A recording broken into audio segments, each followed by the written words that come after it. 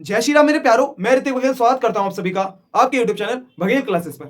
और आज की वीडियो एमपी बोर्ड के सभी स्टूडेंट्स के लिए काफी ज्यादा इंपॉर्टेंट होने जा रही है, क्योंकि आज की वीडियो में ही हम आपको बताएंगे कि एमपी बोर्ड के एग्जाम में टॉपर कैसे बने, टॉप कैसे करें, मेरिट लिस्ट में कैसे आए या अच्छा खासा स्कोर गेन कैसे करें। जी हाँ मेरे प्यारो, इसलिए आपसे एक छोटी सी रिक्वेस्ट है कि वीडियो को एंड तक जरूर देखें, क्योंकि ये आपके लिए काफी ज्यादा हेल्पफुल साबित हो सकती है। तो बिना किसी देरी के हम वीडियो को स्टार्ट करते हैं।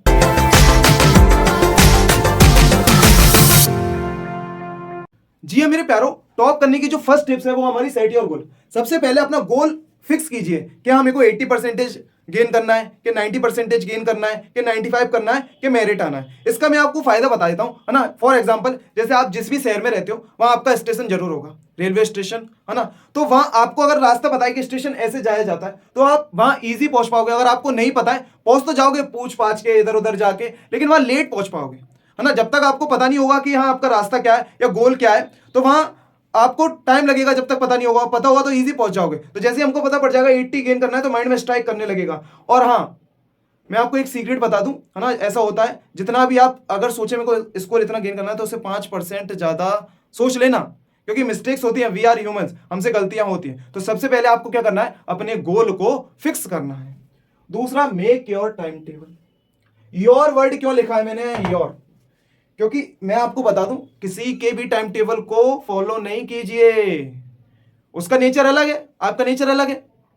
कोई कोई जल्दी उठ के पढ़ता है, कोई कोई देर रात तक पढ़ता है। मैं तो जल्दी, आई एम अर्ली राइजर, है ना। बहुत से नाइट आउल होते हैं, रात में देर देर तक पढ़ते हैं। सबका नेचर एक जैसा नहीं होता है, तो अपने अकॉर्डिंग ही टाइम टेबल बनाइए। हाँ, अगर आप चाहते हैं कि सर हमारे लिए टाइम टेबल बनाइए, तो मैं आपके लिए बना दूंगा, लेकिन ऐसे नहीं बताऊंगा कि इतने बजे इतना ही पढ़ना है। बता दूंगा कितना पढ़ना है, कैसे पढ़ना है, ये बना सकता हूं, है ना। किसी भी टाइम, मैं आपको बता दूं, किसी के भी टाइम टेबल को फॉलो मत कीजिए। सही बता रहा हूं, क्योंकि वो मैं नेचर बता चुका है, उसका रीजन भी बता चुका है। तो अपने अकॉर्डिंग ही टाइम टेबल को बनाइए। तीसरा है, study according to your syllabus. ये इंपॉर्टेंट है, क्योंकि जब तक आपको सिलेबस नहीं पता होगा तब तक आप क्या पढ़ पाओगे। जब पता ही नहीं है हमको क्या क्या पढ़ना है, किसमें क्या है।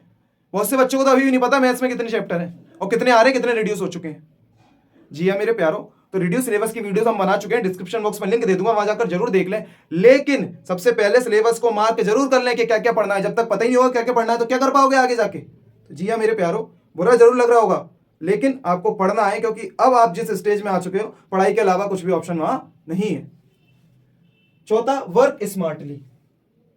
वर्क स्मार्टली इसलिए लिखा है क्योंकि बहुत से बच्चे क्या करते हैं, जैसे आप सभी जानते हैं एमपी बोर्ड में परीक्षा अध्ययन आती है, परीक्षा बहुत आती है, जो भी सीरीज आती है सबसे पढ़ने की कोशिश करते हैं। पूछते हैं इसके साथ क्या अच्छा है और क्या बुरा है।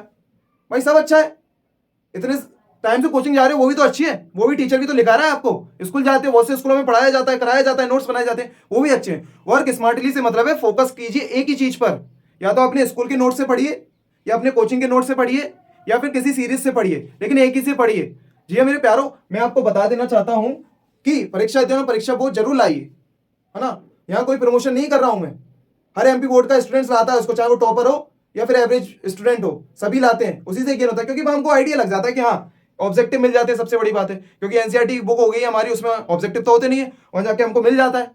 तो आप वहां से ऑब्जेक्टिव पढ़ सकते हैं, वहां प्रीवियस ईयर पेपर देते हैं, उससे आपको पता लग जाएगा क्या क्या है। उसको लाइए जरूर, लेकिन स्टडी एक ही चीज से कीजिए। अगर अध्ययन से पढ़े तो अध्ययन से पढ़िए, बोर्ड से पढ़ रहे हैं तो बोर्ड से पढ़िए, नोट से पढ़ रहे हैं, कोचिंग जाते हैं वहां उसके नोट से पढ़िए, या फिर किसी गाइड से पढ़ रहे हैं तो पढ़िए, या स्कूल के भी नोट से आप पढ़ सकते हैं। सभी चीज सही है।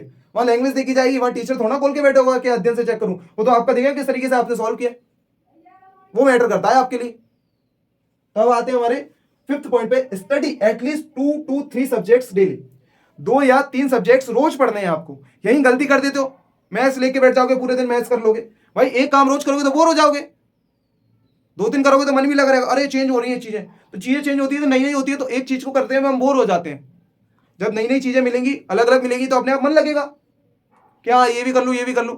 भाई 2 घंटे मैथ्स पढ़िए, 1 घंटे कुछ और पढ़ लिए, लेकिन लैंग्वेज सब्जेक्ट्स को ऐड कर लीजिए। ये मैं आपको बता देना चाहता हूँ कि एक लैंग्वेज सब्जेक्ट रोज पढ़िए। हिंदी इंग्लिश संस्कृत आप अपने टाइम टेबल के अकॉर्डिंग फिक्स कर लीजिए, 2-2 दिन बांट दीजिए, है ना। वो सबसे ज्यादा आपके लिए इंपॉर्टेंट है।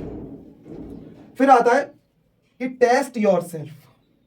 ये इंपॉर्टेंट है। योर सेल्फ से मतलब है, अगर आपको कोई चैप्टर याद हो गया है तो उसका टेस्ट लीजिए, है ना। या आपके कहीं भी आप पढ़ते हैं, कोचिंग में, स्कूल में जो टेस्ट हो रहे हैं वो दीजिए। वो आपके लिए काफी ज्यादा इंपॉर्टेंट है, क्योंकि वहां से आपकी तैयारी पता पड़ती है कि हाँ कितने पानी में हो भाई, कितना पढ़ रहे हो, वहां से आपको पता पड़ेगा कि हाँ मेरे को ये आ रहा है। आपकी गलतियां, सबसे बड़ी चीज है गलतियां पता पड़ती हैं, इसलिए तो टेस्ट होते हैं, इसलिए तो वो एग्जाम होते हैं। क्या मेन एग्जाम में, pre board exam, quarterly, terminal, जैसे जो भी एग्जाम होते हैं हाफ ईयरली, इसलिए तो होते हैं आपको गलतियां पता पड़े। एग्जाम का पता पड़ जाए कि एग्जाम में बैठते हैं क्या क्या गलतियां ना हो, या एग्जाम कैसे दिया जाता है। भाई प्राइवेट फॉर्म डाल दोगे, साल भर पढ़ते रहोगे। स्कूल के कोई प्राइवेट स्कूल के तो एग्जाम देने ही नहीं जाता है भाई। दो, वही सबसे ज्यादा इंपॉर्टेंट है, वहां से गलतियां पता पड़ेंगी, पता पड़ेगा कितनी तैयारी चल रही है, कितने पानी में हो, तो वो जरूर दें। और जो जो गलतियां करें उनसे सीखें, इसलिए तो टेस्ट और एग्जाम हो रहे हैं। तो आई होप ये पॉइंट भी आप समझ गए होंगे। लास्ट और most, solve PYQs plus sample और मॉडल पेपर। जी हाँ मेरे प्यारों, PYQs यानी प्रीवियस ईयर क्वेश्चंस, जो आपके पिछले एग्जाम्स में आ चुके हैं वो आप सॉल्व कीजिए। और जो रिड्यूस हो चुका है कोर्स, उन क्वेश्चनों को सॉल्व नहीं करना है, क्योंकि आपको पता है कि अगर ये चैप्टर या ये मेथड यूज हो चुका है तो वो नहीं आएगा, तो उसकी प्रैक्टिस मत कीजिए। सैंपल और मॉडल पेपर्स, सैंपल पेपर्स अभी नहीं आए, एमपी बोर्ड रिलीज करता है, अभी नहीं आए, जब आएंगे जब उनकी प्रैक्टिस कीजिएगा। लेकिन मॉडल पेपर्स आप अध्ययन, परीक्षा बोध, इनमें दिए हुए हैं, है ना, शुरू के आगे सेट दिए रहते हैं, उनकी प्रैक्टिस कीजिए।